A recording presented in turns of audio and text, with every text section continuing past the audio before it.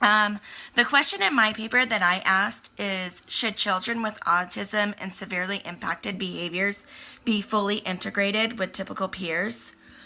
This is a really important topic to me, especially since I work with autistic children. At the beginning of my paper, I pretty much go into a little bit of what autism is. It's not a disease, it's more of a cognitive disorder. And what's special about this disorder is that it's a spectrum disorder.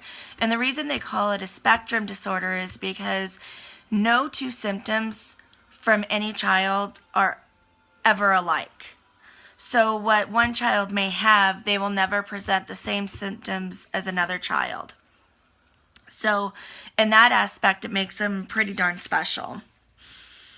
There are different levels of autism. They range from severe to mild to moderate.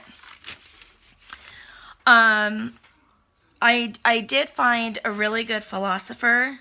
Now, the Philosophy Foundation for special education is pretty much a wholeness.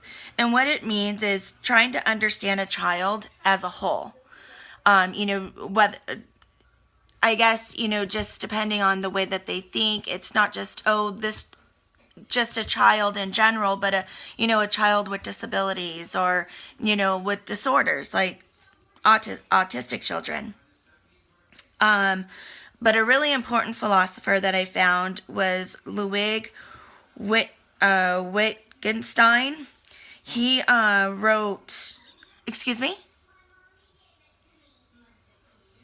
Yes, he wrote I'm very sorry, sometimes some of these words, Tractatus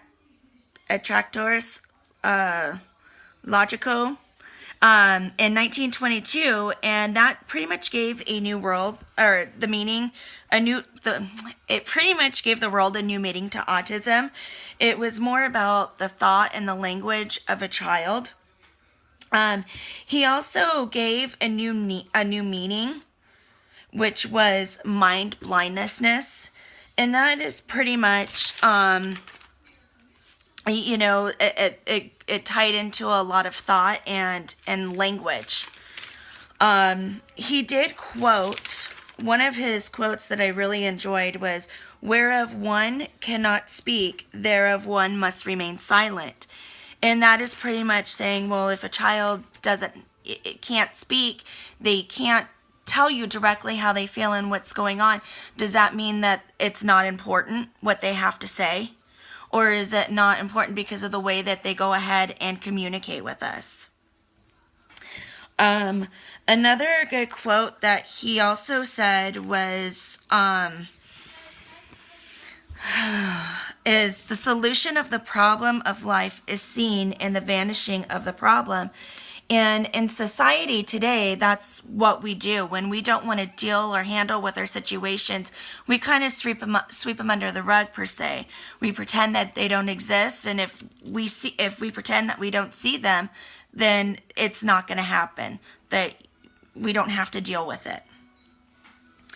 I also talk a little bit in my paper about, typical children, how when they have to, when they perceive a child with special needs, how they act. Most of the time they are afraid, but it kind of comes to what we're teaching these children in school and as a young age and as parents. Another really good quote that I found that meant a lot to me was actually from Plato. Sorry, I have my notes. I just had them. Sorry. It's, "Be kind, for everyone you meet is fighting a harder battle."